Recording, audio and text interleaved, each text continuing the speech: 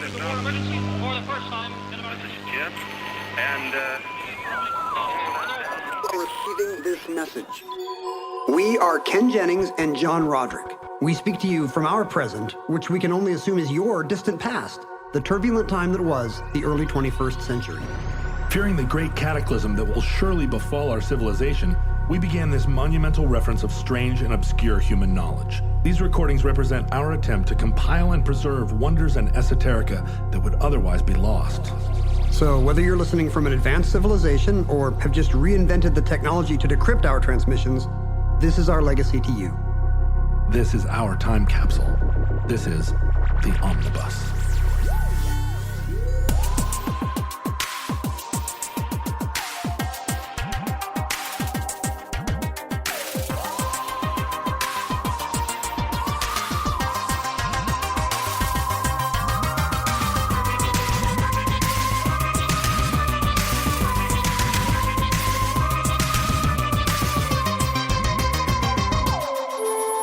You have accessed entry 840.PR0415. Certificate number 29250. The Noid. Noid hates hot quality pizza. He loves to make your hot pizza ice cold. Call Domino's Pizza and avoid the Noid. One call does it all. In 1986, John, America was introduced to the Noid. You remember the Noid? I remember the Noid quite well. We both are intimately familiar with the Noid. Mm-hmm. I tried everything I could to avoid the Noid. But apparently it didn't work. Neither of us avoided the Noid. It's very hard to avoid the Noid. We're speaking to a future generation that has been probably 100% successful in avoiding the Noid because he's been gone for centuries. I feel like anyone who was born after 1989 has avoided the Noid, right? They did great. Yeah. They're the generation that, I don't know why we put down millennials. They're the living generation that has most successfully avoided the Noid. That's right, because most of the greatest generation were still alive. And probably watching tons of TV. So they didn't avoid the Noid. The Noid was an advertising mascot, people of the future. Television, the kind of dominant visual medium of our day, was subsidized by corporations advertising their products during breaks in the content. And there was kind of a weird trope, I don't know if this still exists or if this is just our childhood, where the advertisement would be a miniature story, a little morality play, in which some evil character is trying to steal the product from its delighted consumers. Right. You've got some of that still exists, right? The weird mucus monsters that are destroyed by... What product is Mucinex, this? Remember? Mucinex is killing okay, these ugly But scrubbing bubbles in your bathtub, weren't they combating somebody? Yeah, they're coming to life, but they're not combating you at least. Right. Like those personify the product. I'm talking more about where the personification of the product is some kind of hoodlum who wants to steal it from you. Like I'm more like the breakfast cereal model. The Trix Bunny. Right. The Lucky Charms leprechaun. The Hamburglar. The Hamburglar is kind of what gives us the Noid, I think. Yep. The Noid is the Hamburglar's fault. I see that. The idea that, I guess the idea is you're going to love your Lucky Charms or your Fruity Pebbles right. or your Big Mac more if at any second Barney Rubble could swoop down on a vine or the Hamburglar could sneak out and take it from you. Like you watch images of people be deprived of this product and you're supposed to be like, man, I need a Big Mac. I'd keep it from the Hamburglar. I feel like I was that character in my high school lunchroom. My friends all learned to kind of sit with their arms protectively around their food because I was deprived, right? I got sent to school with a paper bag full of just Cheetos. Tears. Right. I was gonna say, what would be worse, Cheetos or tears? I think tears. And so I was constantly like, grabbing French fries out of people's stuff. So I was a little bit of a Hamburglar. It's a good thing you're a musician because you never really had an office job where you could be the break room fridge thief. No, I've never seen one of those notes in person that says, stop drinking my half and half. And that's why it's okay for you to do it because you've never seen one of those notes. No one's ever told me to stop. The rest of us are morally culpable, but you just don't know any better. So, yeah, I see what you're saying, that this advertising concept, which had to originate with the version of it, right? I guess probably the Hamburglar. Maybe. Does he predate all the cereal thieves? definitely before the Trix Bunny. It seems to be aimed at children. Children seem to be very vulnerable to the idea that somebody might steal your food. They're in some early Freudian stage where that oral fixation motivates all their actions, I guess. That nipple always comes out of their mouth at some point. That Lucky Charms marshmallow-shaped nipple. What if Lucky Charms did have some infant cereal where the marshmallows were shaped like nipples? I think marshmallows are intrinsically shaped like nipples. Is that the appeal of marshmallows? Think of a marshmallow. Oh, yeah. Small ones, big ones, they're all nipples. Sugar nipples. Not the big ones so much. That's for people with some weird fetish eating those jumbo marshmallows. I don't know. That's a little too much about you, John. The thing about the Noid is, unlike the Hamburglar, he does not want to take Domino's pizza because it's so delicious.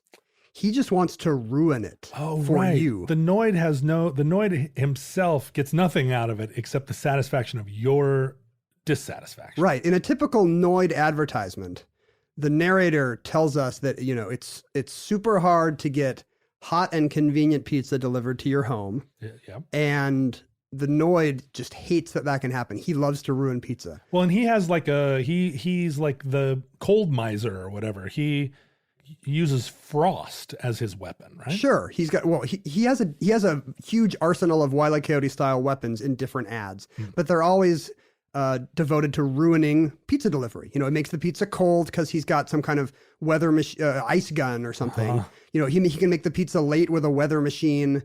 He can make the pizza smushed with like a big sledgehammer that sticks the cheese to the top of the box. And he never eats a bite of pizza. Huh. And I think this is because even the Noid knows that Domino's pizza was and is pretty terrible. Should we? Well, there go our Domino's ads. Oh, yeah, hopefully Domino's does not exist in the future. Or if it does, our listeners already know this. Well, I think that it's easy nowadays to forget that pre-Domino's, there was no such thing as like a there in 20 minutes style pizza delivery service for college students and bachelors and people who were just sitting around wanting some pizza. If you were to get a delivery pizza, it would come from your local Il Padrino's or Sorrento's Pizzeria. And it was like the younger brother of the owner who would kind of, schlep it out to you. But there wasn't this, what now we take for granted, this army of little cars with little signs safety pinned to the roof that are dedicated to this, like, let's get pizza out there. Yeah, if you wanted Pizza Hut, you had to go to a building shaped like a hut. Right. And stay within the red-roofed hut to eat your pizza. That was the model. You could take it home, right? You could get it to go. Takeout, yeah. But Domino's was this, what we nowadays would describe as a disruptor of the pizza industry. And They came up with this idea, not only that they were almost at first exclusively delivery. There were no sit-down Domino's. And that they would get them to you like in a heartbeat. I never liked it, but you got it all the time. It's often misremembered that their slogan was, if your pizza's not there in 30 minutes, it's free. Right. And in fact, it was, if your pizza's not there in 30 minutes, it's discounted. I think they gave you $3 off or something. That went away in a few years because it was leading to unsafe driving. Oh. Cities and states hated this slogan because you had these guys careening around. All these terrible young drivers driving even worse than usual because they had to get there in 29 and a half minutes. I thought they took that slogan away because there were a lot of people during this era who had figured out ways to game that system. Oh, is that true? Yeah, that you would give them kind of a ambiguous address, or a lot of times, and I actually witnessed this a few times. Not you, of course. Not me. I was just an innocent bystander, just sitting on the couch. There's nothing I could have done. Kind of slightly baked, just watching the whole thing happen. But you'd order a pizza, and then 22 minutes into the thing, you would call Domino's and cancel. What? But the driver's on the way, and they don't have cell phones, or they didn't have CB radios. And so the guy would show up at your door within 30 minutes, but you'd say, oh, I called him to cancel. And would the guy just be like, Well, sometimes they would actually call in. Sometimes they'd be like, huh. And then you could say, well, I'll tell you what, I'll give you $5 for it. And I saw that work, because the guy's like, all right, whatever. I mean, they just have to throw it away.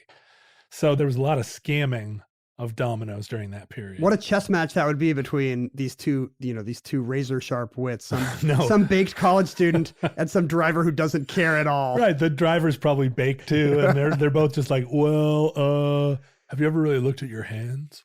Domino's was started in Michigan in the 1960s, I think. What? No. By a guy named Tom Monahan. But he just bought some, local college takeout place. He was the Ray Kroc of pizzas. Right, basically. Well, yeah, and because he instituted franchising. Right. And, within the next 20 years, suddenly Domino's were everywhere.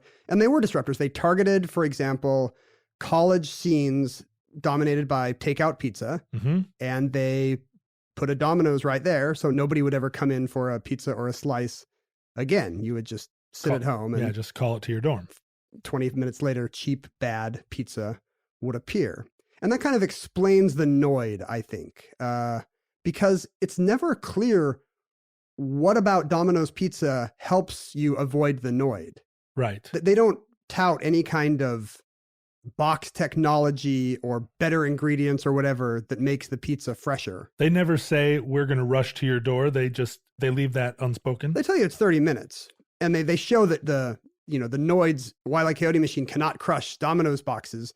But, right. But it's kind of a nebulous thing. Like they describe something called the dome of quality, which is an invisible force field, a dome-shaped invisible force field that surrounds Domino's boxes and is impervious to the Noid's weather gun or sledgehammer or slingshot or whatever. Sure, I actually have a dome of quality around me. Surrounds you at all times. That's why nobody can ever get close to you. That's right. It's the dome of quality. You just stand on the other side of the dome of quality and knock on what seems to be kind of a lucite. It looks so good in there. I know. I feel like a child in a Christmas window every time we do the podcast. You're not alone.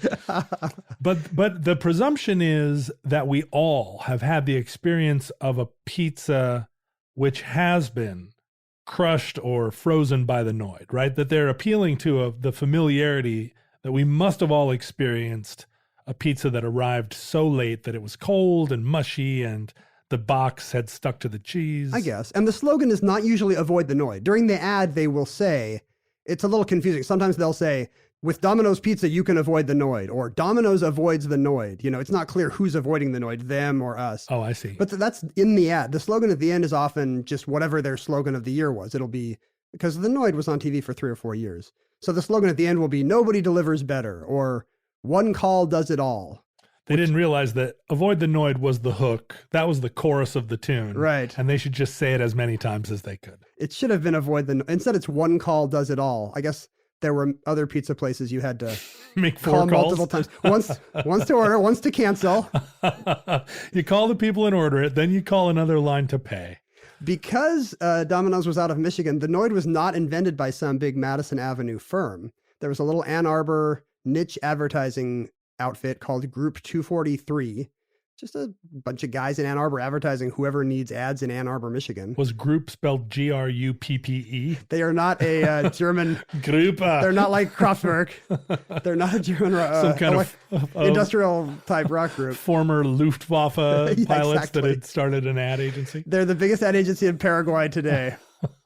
And a guy named Matthew Thornton was apparently the writer most responsible for inventing the Noid. The Noid, we have not described the Noid to future generations. Right, the Noid is the visual design is maybe the weirdest thing about the Noid. Well, so my recollection is that he was sort of a rat-faced person with bunny ears. Yeah, that's the thing. He's a human he's wearing a superhero suit, okay, which is confusing because he's already a terrible supervillain. Yeah. Who does not even like the pizzas he's destroying. Superhero suit, like tights and a cape. Red spandex mask. He's got an N on his chest and track shoes, I guess, because he's got to run to try to outrun the Domino's car. Right, and that communicates kind of a low rent superhero. Yeah, he's kind of a homemade. But why? Apparently he thinks of himself as a superhero. In the Noid's personal mythology, he's on a mission for what though? Well, his uncle was killed with a hot pizza. 2 high quality pizzas once came out of Ray's. Yeah, killed his uncle and his aunt. Shot his uncle and aunt. And then a pepperoni bit him, and he became the Noid. The weirdest thing is he's got a human face with, as you say, these kind of rodent-like buck teeth, but he has rabbit ears. Yeah, what's that about? Which he will like, and I don't even know if they're ears because he plays with them. He'll grab them and kind of fondle them or grip them in frustration. It's a little masturbatory. Are they made out of the same material as Stretch Armstrong? They don't appear to boing much. Uh-huh. When asked about this by, I think, Adweek, Matthew Thornton said that the Noid, their brief for the Noid was that he had to be clever, industrious, energetic, etc. So they're all really in the tank for the Noid. Yeah, at group of 243. They're loving the Noid, but the Noid had an irritating voice where he kind of mumbled and chattered. Thornton says, we started out with little men, sort of dwarves and gnomes, things like that from the mystic world. So he's like a gremlin. He's mischievous, I guess. He's like the guy ripping up the airplane wing on the Twilight Zone. I see that. The character was emotional and could think, but it didn't speak. So it had to have a lot of body language. That's how he came up with the Bugs Bunny ears. So I guess they make up for the fact that he can't talk. His ears he convey gets emotion. frustrated and he can grab his ears. Right. And maybe his ears cock like Bugs Bunny's? I'm not even sure about that. Well, like if he's listening in or is he expressive with his ears? I think he may be expressive with his ears because he was created by a great animator, by the way. Will Vinton, the same claymation animator that created the California Raisins.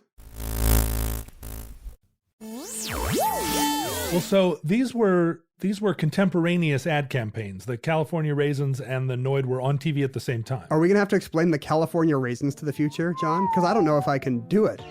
The California Raisins. Ooh, I heard it through the grapevine. Raising the California sunshine. California Raisins from the California Vineyards. There were a series of advertisements that combined the two least popular things in 1980s America, raisins and claymation. Things that no one wanted. Although I'm feeling like this was the peak era of claymation now that... Wouldn't it have seemed old-timey? Like I'm thinking Gumby and I'm thinking like a late 60s kid. Well, sure, but this was, I mean, when you think about the late 80s, this was the era where the baby boomers had their last sort of moment of taking over the culture again. They're gonna sit at home and make everyone watch Nick at Night. They're gonna make everybody watch Dick Van Dyke Show on Nick at Night because that's what they watch. Well, and 30-something was a big hit. The Big Chill. I mean, they were really luxuriating in the idea of their generation being the great one. And if you think about the California Raisins, they're singing the soul hits of the 60s. Heard it through the grapevine. It's a little on the nose, by the way. What's the best Motown song for a raisin to sing? Wait, I've got it. And everybody loves it, but it's like it's just like boomer. Right. It's Big Chill soundtrack run amok. It's so bad. And we, as Generation X, as a member of Generation X. Currently ruining America with our nostalgia. Right. Well, except nobody's listening to our nostalgia, right?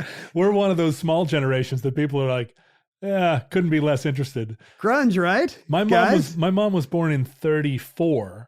In a generation between the boomers and the greatest generation. Mm-hmm. And she said, there has never been any awareness or celebration of her generation. And she said, now we're all in our 80s and there's no talk of us. It's all focused on like the boomers are about to retire.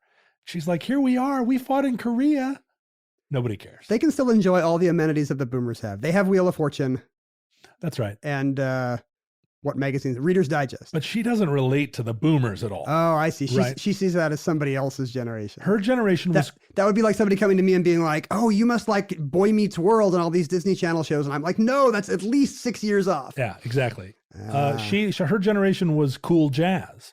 And she's like, cool jazz it's still like kind of too intellectual. It never had like a resurgence. Nobody, except for the absolute most egregious hipsters, ever decided to bring cool jazz back. Your mom wants the guy in the commercial to open the lunchbox and to see Claymation Raisins playing So Blue by Miles Davis. Yeah, right. That's your mom's highest rated TV ad.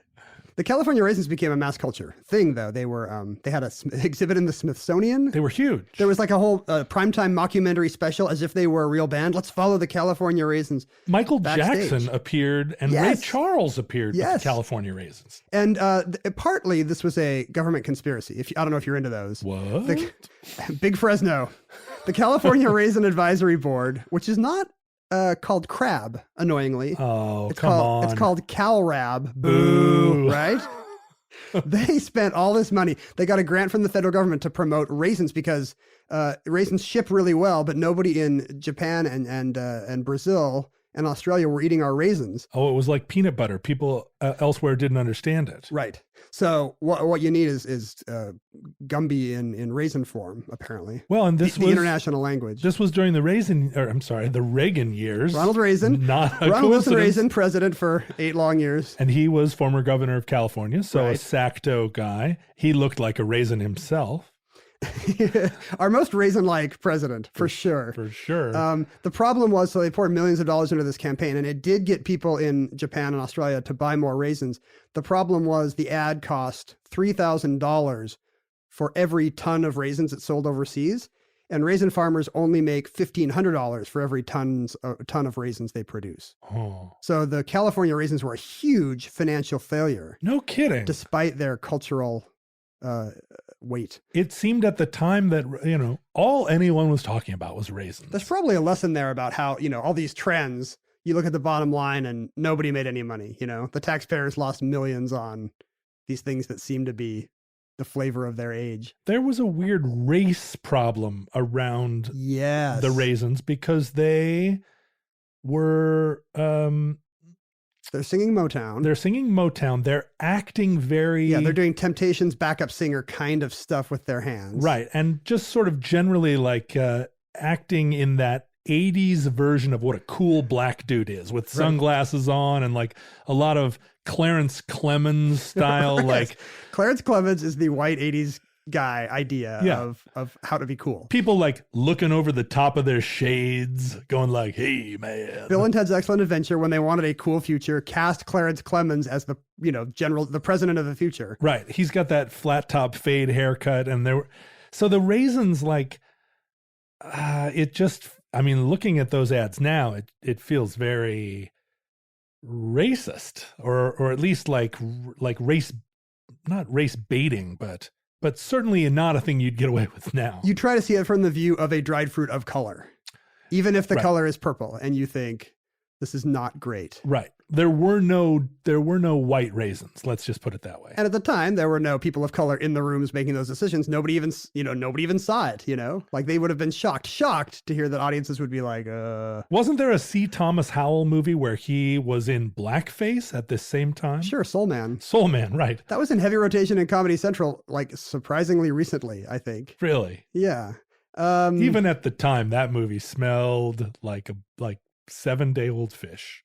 It really does show that it's not even subtext anymore. This thing that, the thing about Eminem, wishing he wasn't a poor white kid, that thing is not subtext anymore. Like, it's the plot point of Soul Man. Right. Will Vinton's studio, by the way, is still around. He partnered with Phil Knight of Nike. Even, we don't see that kind of claymation anymore. No. But Will Vinton teamed with Phil Knight of Nike and later got bounced after their early projects went nowhere.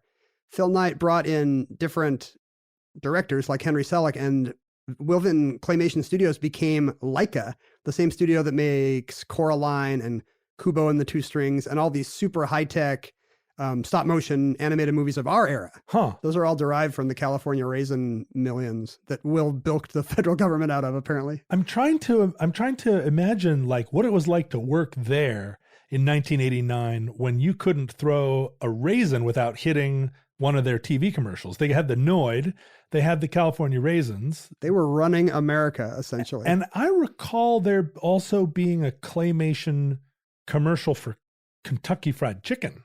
Hamburger places may be good at making hamburgers, but when they try to make chicken,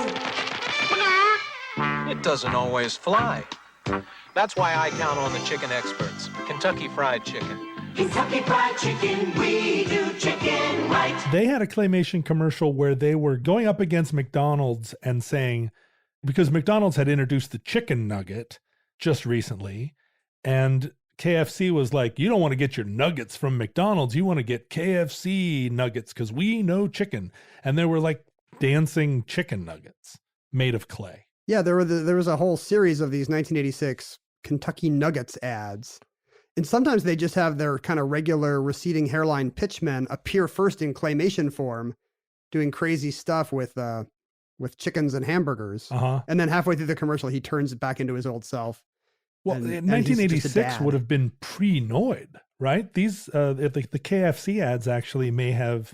It was all at the same time. The California Raisins appear in 1986, and that is also when the Noid made his debut, Wow. I think. You know, that was the year I graduated from high school.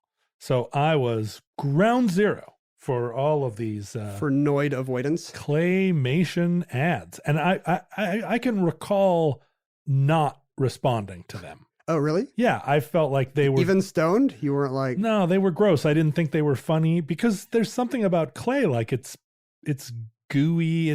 The raisins were gross looking. They didn't look like raisins. They looked like poo balls. purple poo. None of it made me want any of this stuff. There's something kind of low rent and church basementy about it too. It looks like one of those Davy and Goliath shorts. Today it seems very charming, the jerky animation of stop motion dolls. But when it's clay and it's kind of oozing and you can see the fingerprints moving across it, it doesn't make me want to eat chicken nuggets, that's for sure. Yeah, for like all three of these things are talking about food. And what you want to do is make food appetizing. And clay is not appetizing. Clay moving around just doesn't like make the mouth water. Domino's apparently knows there's nothing you can do to make their pizza appetizing. And they've just tried down on them. They've just tried to create. Well, do you remember their recent ad campaign where in like 2010, where essentially it was like, I know our pizza sucks, but what we're going to do is make it not suck. Like this was like the foregrounded in the ad. Oh, I do kind of remember that. You remember how we're like the lousy pizza that's cheap? Well, hey, we're actually going to have a new recipe now. The voice of the kind of the high pitched chittery voice of the Noid, Right. sped up Alvin and the Chipmunk style, was 80s puppeteer and actor Pons Marr, who is in a trifecta of kind of forgotten family entertainment from my childhood, Pons Mar. which sounds like a Vulcan mating ritual, but Yeah, is not. It sounds like a part of your anatomy. Yes, It's right below your Pons Mar. the doctors have had to remove the Pons Marr. You can no longer smell or feel pain. That's how they made the Noid. Some kind of secret underground lab removed his Pons Marr. So what were this guy's other gigs? Oh, sorry. He's the wheeler, the head wheeler in Return to Oz. You have to come out sooner or later. And when you do, we'll tear you into little pieces and throw you in the deadly desert. I haven't done anything to you. Isn't that a stolen lunch pail in your hand? Isn't that a chicken in there with you? The Gnome King doesn't allow chickens anywhere in Oz. Do you remember this dark, nightmare-inducing 50-year too late sequel to Wizard of Oz? No. The 80s had a dark, goth Wizard of Oz sequel set in an insane asylum. And he was kind of one of the evil snake, the henchman that looks like a reptile in The Golden Child. Oh, sure. So he's kind of in Asian face, I guess, but it's okay because he's in Asian reptile face. I just referenced The Golden Child last night. That is literally impossible. No one has referenced The Golden Child in 20 years. I just referenced it because a good friend was trying to think of an 80s actor and described this actor. And I was like, was he one of the henchmen in The Golden Child? Could I have been thinking of Pons? There are multiple henchmen in The Golden Child, but he is definitely one of them. Wow. That's some weird synergy. Yeah, Golden Child is one of those things that's interesting because it's equally forgotten in our time as it will be for our listeners in 3000 AD. Right. Our futurelings will also not know. I often make references to the movie Dreamscape. Alex Gardner has a unique talent, and even he doesn't know what it can do. No one has ever done it before. No one has even conceived of doing it before. Going into another person's dream. If I have to see that, you believe it. He is about to enter a world that no one has ever seen before. The world of your dreams. And no one remembers it. Not even people. I don't even think the people that went to see it with me in the 80s remember Wait, Dreamscape. why don't I? Does it have some kind of computer virtual reality hook? It's a Dennis Quaid movie where back pre-virtual reality, when there were still movies being made about like you go into a dream state and then you're suddenly able to astrally travel because you're some kind of like a psychic telepath, and you can fight other people, but in your dreams. times. We need to have an appendix to the omnibus where we list all the things that the future does not need to know. if in the rubble you ever come across a reference to Dennis Quaid's Dreamscape, move along, go about your day. I don't know. It spooked me at the time. His third movie, he must have got typecast as playing a lizard. He's the lizard guy, Sarod in the Masters of the Universe movie. Does he look like a The lizard? He-Man movie. Yeah, he's a lizard. Well, and he's the voice of the Noid. Yeah, and and speaking of lizards, he was a supporting character on Dinosaurs. Honey, I'm home. Do you remember this inexplicable 80s sitcom where it's a family of dinosaurs? It's like but it's the Honeymooners. Yeah, it's like the Honeymooners, or by way of the Simpsons, but they're all dinosaur puppets. It begs the question why the Honeymooners are the template for all subsequent shows that are trying to like for instance, the Flintstones. or Hitler was here, whatever the show we talked Heil, about, Honey, Honey, I'm Home, or the Flintstones. I mean, the Honeymooners really set the tone. I guess if you're trying to do something experimental with a sitcom, like animate it, do it with dinosaurs, add the Fuhrer. You want to stick to a template that everybody knows. I understand this is a situation comedy, even though it's got cavemen / dinosaurs / Goebbels. So we've established that the California Raisins were ultimately a financial debacle. Mm-hmm.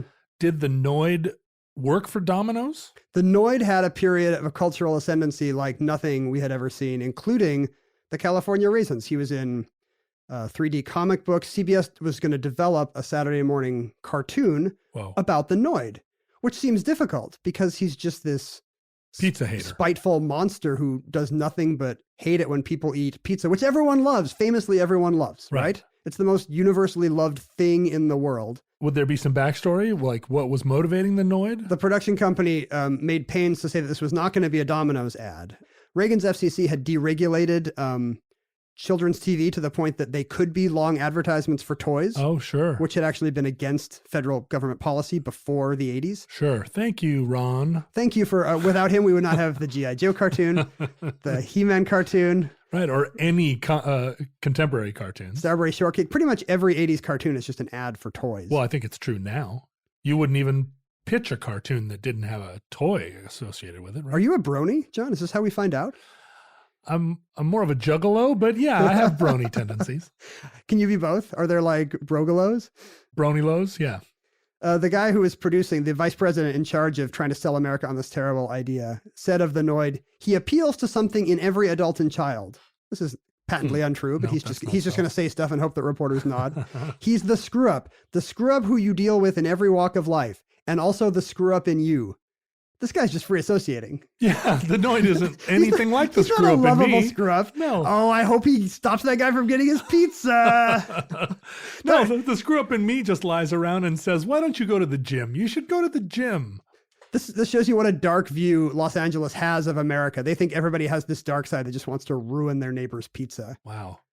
But the Noid kind of passed into irrelevancy before they were able to boot up this show. Yeah, it was widely criticized. It would have been the first time that an advertising mascot had become a TV protagonist, and there was some pushback. But the Noid did appear in 2 video games. Avoid the Noid was a very bad PC game, which is where you're a pizza boy going up floors of an apartment, Donkey Kong style, trying to, guess what? Avoid the Noid. Noid, by the way, I did not say, comes from humanoid, according to writer Matthew Thornton. Interesting. Which is not clear at all from the ads. You would think it would be from annoyed. Maybe you're annoyed that your pizza is squished. Or words that start with N that imply negating something. Noid, like no, noid. Right. He is nihilist. He is dark side. He's the anti-monitor. He opposes all light and pizza delivery. Some people just want to watch the world burn. Some claymation people just want to watch the world burn and the pizza cool. The second video game was Yo Noid. Speaking of white people idea of Clarence Clemens cool. Did it have an African American Bart Simpson? This one is confusing. Yeah, right. This one is confusing because you are the Noid. Here's the ad. Yo, New York City's been overrun by a bunch of really bad guys, and you've got to stop them. How? Just bonk them a lot with your yo-yo. So we see the mythology of the Noid really expanding here. Or out-chomp them in the pizza eating contests. Huh. I like how it's in the pizza eating contest. As you know. Sure. Once they begin. The famous New York pizza eating You need contest. to out-chomp them. Get your slice of the Yo Noid action for Nintendo today. While it's hot. So they're really kind of playing on the love we consumers have for the Noid's pizza connections. But the game is nothing like that. You're the Noid fighting the slimy Mr. Green, who is a Noid in a green suit instead of a red suit. He just looks like a Noid. Yes, there's been some kind of a mirror universe or some kind of splintering so the of Noid the Noid is, archetype. The Noid is an evil character. The red Noid, apparently, in this game, is a good character, trying to out-chomp his green Noid enemy. So they could have gone a lot of different directions. There's a worse with this Noid. In the Noid expanded universe. So he's kind of like a paranoid. That's exactly it. I don't know why they didn't use that instead of Mr. Green. Yeah, sure. We got to name him after one of the characters from Clue. Which one? So this all worked. Matthew Thornton said that at its peak, the Noid brought Domino's from just 40% market awareness, kind of a niche regional chain doing a weird delivery thing that might not catch on, to 90% market awareness. Everyone in America knows Domino's, and that's where they get hot pizza. But America started to burn out a bit. And if we jump forward in time, Matthew Thornton, by the way, now plays banjo and guitar in the Bucktown Ramblers, one of the finest alt bluegrass bands of Southwest Michigan. Sure. He owns a coffee shop in Buchanan, Michigan. So that's he landed on his feet. That's the third act of the Noid veterans. And Domino's doing just fine. But one thing that hastened the end of the Noid happened on January 30th, 1989 in Chamblee, Georgia. Chamblee. Am I saying that wrong? Sure, I think just put a southern accent on it. It'll be fine. Well, I was kind of saying it like Chamblee, I'm one of the designing women. Chamblee. It's like a dessert. Chamblee, Georgia. A man named Kenneth Lamar Noid. No. Tragically, surname of Noid. No. What would even be the ethnic? Hard to say, right? Noid. It doesn't sound Slavic. It doesn't. Is he a robot from the future? Noid. I cannot place Noid. Anyway, no connection with the mascot. A guy just born, unfortunately, named Kenneth Lamar Noid, walked into a Domino's and held the staff there, showed them a .38 caliber pistol, and took the employees hostage for 5.5 hours. This is dark. And he did this. Yeah, sorry about. We were having fun with claymation. Wow, this turned a corner. And the Golden Child. So the Golden Child's pretty dark too. This is This is about as dark as Return to Oz. So this Mr. Noid has been brutalized by this campaign. Well, he was, as you might guess, not 100% in compos mentis. He told police that he believed that Thomas Monahan, the owner of Domino's, comes into his apartment and looks around.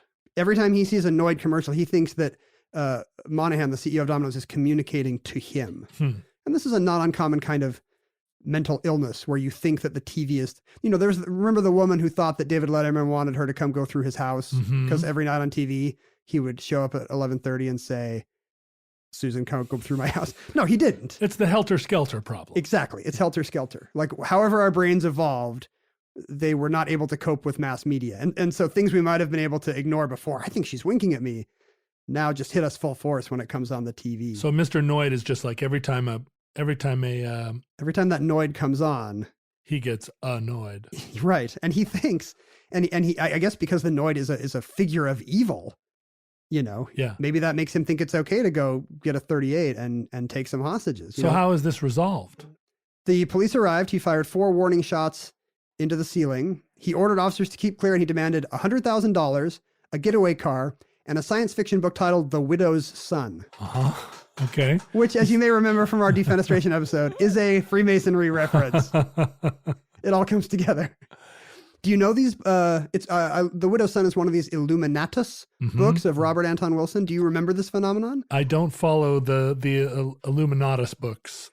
This is one that's kind of laying out the Trilateral Commission or is this closer to the Protocols of the Elders of Zion? This should be an entry in the omnibus, I think. Like there were these two if you remember this period, I think these books were kind of everywhere in the counterculture. These two Playboy editors produced this massive 1,000,000-word trilogy and then subsequent sequels that combined science fiction with kind of psychedelic mysticism and their own weird brand of anarcho-libertarianism. Oh my goodness, I do remember seeing these. And it was all the trilateral stuff of how the world really works. And then it all culminated in Behold the Pale Horse, which was the condensation of every single conspiracy in one barely coherent narrative. Unless that's the Piers Anthony book, Behold the Pale Horse. Let's do this. Let's do an episode of the Omnibus on this, because this is right up our alley. I smell spin-off. Mm-hmm. Anyway, so this guy wants a book with his conspiracy theory connection. But the hostages, luckily this is not as dark as Return to Oz. The hostages escaped after about 5.5 hours while Mr. Noid's back was turned. And he, unlike his claymation equivalent, not a master criminal. He was freezing pizzas back in the back, and they all got out. He was building a weather machine. And he surrendered shortly afterwards. He was charged with counts of kidnapping, aggravated assault, theft by extortion. He was jailed, and a few months later was actually found not guilty by reason of insanity, and seems right. Just sent to a Georgia mental hospital to try to chill out a bit. This morning, by the way, watching the news, I saw that there was somebody who became convinced that every time Pat Sajak mentioned his hometown on Wheel of Fortune, he was communicating directly with them? Yeah, he was telling him to kill his mother. Whoa. So this kind of... Did he kill his mother? He did, John. I'm sorry. Now you have finally found something darker than Return to Oz. Boy, this show took a real turn. Good job. True crime podcasts are very big. Well, they're super big. Hopefully in the super future as well. But Noid did get something out of this adventure. Yeah. While he was holding the employees hostage, according to the staff, he ordered and ate an extravaganza pizza with ham, pepperoni, green peppers, onions, black olives, mushroom, sausage, beef, and extra cheese. But no pizzas were delivered anywhere else in town. Can you imagine being a Domino's employee held at gunpoint and then asked to make an extravaganza pizza? Your life is on the line. Make your best Domino's pizza. Like, you would just start writing your will right there, right? You're just like extra sauce, extra cheese, extra toppings. So, but at this point, then Domino's abandoned the Noid, and it was probably past its sell-by date anyway. Yeah, I think the Noid was already on the downhill slide before Mr. Noid took the law into his own hands. The last time I got a Domino's pizza personally was in 1990. I remember it very distinctly. I was living in Washington, D.C. I was on my way to a Willie Nelson concert. And even then, it felt like we should see Willie Nelson now, because how much longer can he possibly live? Willie Nelson is alive in the future. Our listeners are laughing at you right now. Yeah. He's a head in a jar, just like Futurama, but he's still the braids are coming out of the top of the jar and are plugged into outlets. That's how he gets his fluids. He's still touring even now, Futurelings, although to you, time will have compressed and this will all seem like it just took place in that era between the 23rd and 14th century. They'll be like, Willie Nelson, did he know like Michelangelo? Yeah, Beethoven. Yeah, right? Probably. But I remember I was on my way to this Willie Nelson concert. If you can imagine it, I was a little baked. No. Because it was like a concert on the grass in suburban Washington, D.C. And I was like, oh, and I passed by a Domino's, which still didn't have seating, but you could walk in.